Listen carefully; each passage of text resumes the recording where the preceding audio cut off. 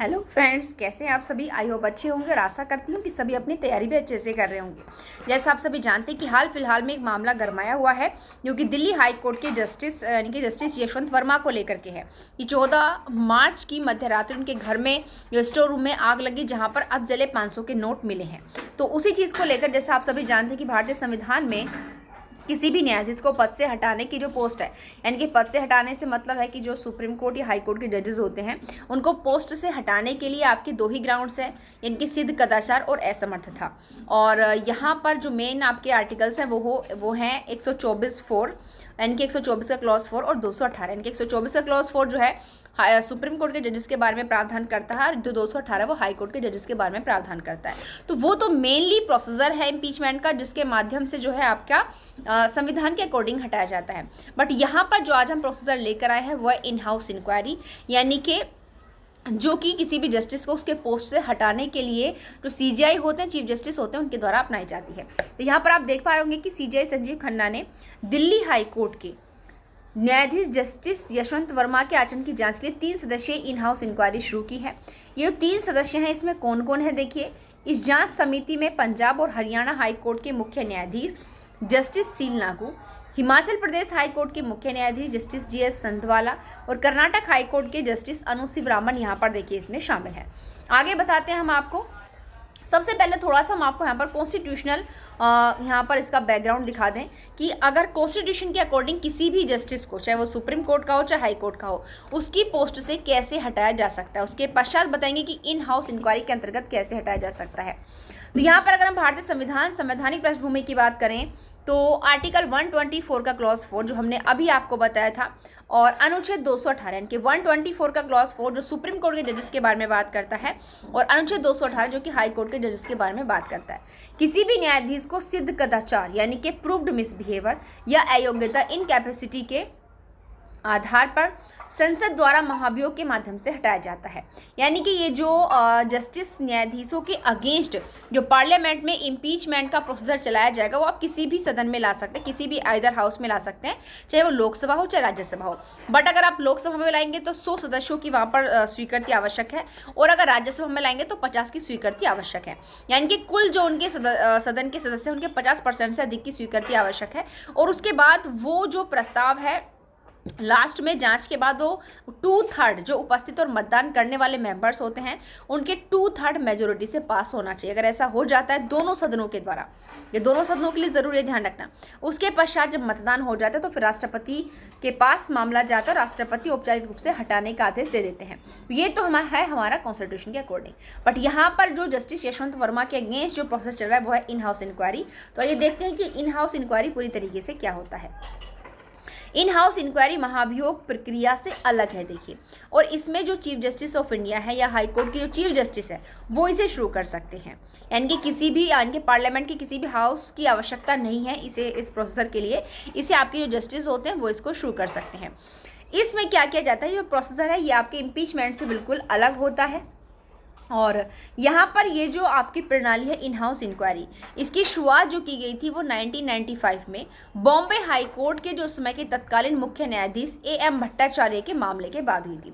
ये चीज़ आप सभी के लिए इंपॉर्टेंट है, ध्यान रखिएगा कि इन हाउस इंक्वायरी की शुरुआत कब से हुई, 1995 में, और बॉम्बे हाई कोर्ट के तत्कालीन मुख्य न्यायाधीश AM भट्टाचार्य के केस में हुई, जब न्यायपालिका में जवाबदेही अकाउंटेबिलिटी को लेकर गंभीर चिंता जताई गई थी। उसमें सुप्रीम कोर्ट के न्यायमूर्ति के रामास्वामी और BL हंसरिया ने एक 5 सदस्यीय समिति की सिफारिश की थी। तब इन दोनों ने क्या किया था, 5 सदस्यों की समिति की सिफारिश की थी, जिसने ऐसे मामलों में सुधारात्मक कदम उठाए। इसे 1999 में और संशोधित किया गया, 2014 में इसका पुनर्विलोकन किया गया। किसकी बात कर रहे हैं, इन हाउस इंक्वायरी की। इस तरीके से इन हाउस इंक्वायरी का डेवलपमेंट हुआ। अब यहाँ पर प्रोसीजर क्या है देखिए, अभी हमने आपको ऊपर क्या बताया, शुरुआत कब हुई, कैसे कैसे इसमें संशोधन हुआ, इसका रिव्यू भी किया गया। अब बताते हैं प्रक्रिया में क्या होता है। इस प्रक्रिया के तहत जो चीफ जस्टिस ऑफ इंडिया होते हैं उनको किसी न्यायाधीश के खिलाफ शिकायत मिलती है, तो वो क्या करते हैं, फिर जो सीजीआई को जैसे शिकायत मिली वो क्या करेंगे, अब संबंधित हाई कोर्ट के जो चीफ जस्टिस हैं उनसे प्राथमिक रिपोर्ट मांग सकते हैं। जैसे दिल्ली हाईकोर्ट के जज हैं जस्टिस यशवंत वर्मा, तो दिल्ली हाईकोर्ट के जो चीफ जस्टिस है उनसे उनकी प्राथमिक रिपोर्ट मांगेंगे, फिर रिपोर्ट में गहराई से जांच की सिफारिश करेंगे। तो 3 सदस्यीय समिति का गठन किया जाता है, जो कि आपका ऊपर किया जा चुका है। यह समिति जो है प्राकृतिक न्याय के सिद्धांतों का पालन करेगी और उसके अकॉर्डिंग जांच करेगी, और वो जो न्यायाधीश हैं जिनके खिलाफ इस प्रकार का आरोप लगाया जा रहा है उनको भी अपना पक्ष रखने का अवसर देगी, क्योंकि ऊपर आप देख चुके हैं प्राकृतिक न्याय के सिद्धांतों का पालन करते हुए वो इस जांच को करेगी। तो इसका मतलब यहाँ पर क्या है कि वो न्यायाधीश को भी अपना पद रखने का, अपना पक्ष रखने का अवसर देगी। भाई आप भी अपनी तरफ से कुछ बातें बताओ।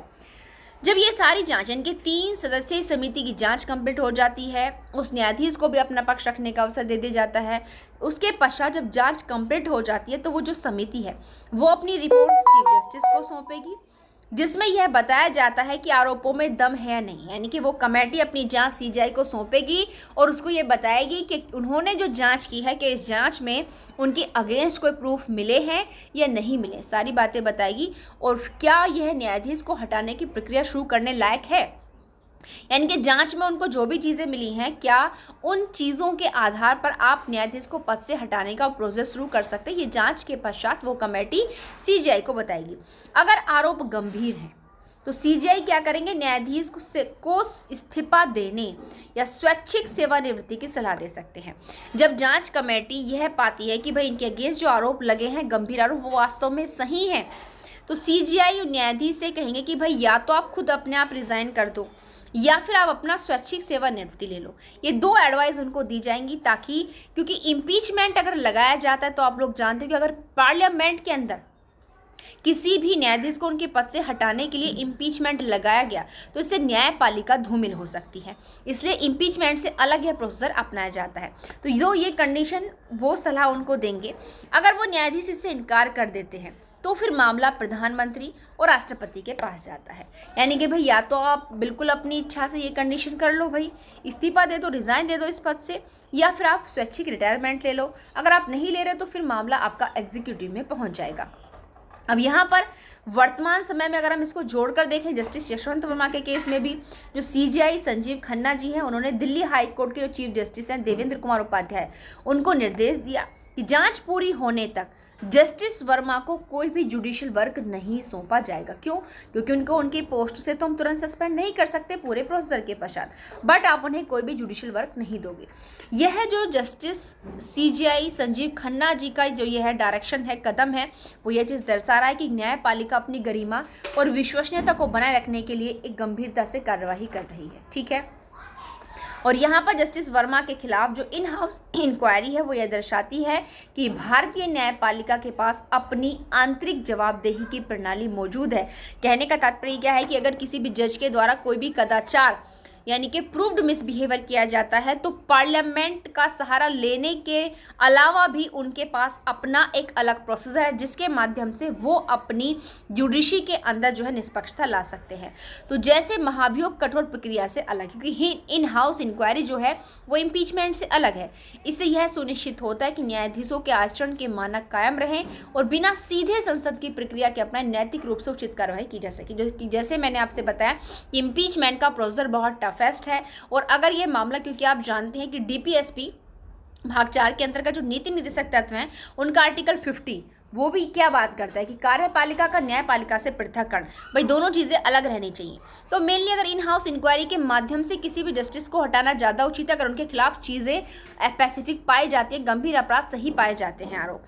बट ऐसी सिचुएशन में अगर मामला पार्लियामेंट में पहुँचता है तो कहीं ना कहीं ये न्यायपालिका की जो एक गरिमा है, जो एक पारदर्शिता है, एक निष्पक्षता, उसको धूमिल करने योग्य है। इसलिए बेटर रही होगा यदि जस्टिस यशवंत वर्मा के अगेंस्ट लगाए गए सारे आरोप सही पाए जाते हैं, तो ऐसी स्थिति में इन हाउस इंक्वायरी के द्वारा सीजीआई के माध्यम से उनको जो सलाह दी जाती है, यानी कि या तो आप इस्तीफा दे दो या आप स्वैच्छिक सेवानिवृत्ति ले लो, उनमें से कोई भी एक ऑप्शन ज़्यादा बेटर रहता है। तो आई होप देखते हैं कि आखिर इस मामले में आगे क्या होता है। अभी तो इसमें इन हाउस इंक्वायरी जो है चल रही है। उस इन हाउस इंक्वायरी के बाद क्या जांच निकल कर के आती है, क्या उनके खिलाफ लगाए गए आरोप सही हैं या झूठे हैं, किसी साजिश का हिस्सा है, ये तो 3 सदस्यीय जांच कमेटी की फाइनल रिपोर्ट के पश्चात ही पता चलेगा। धन्यवाद।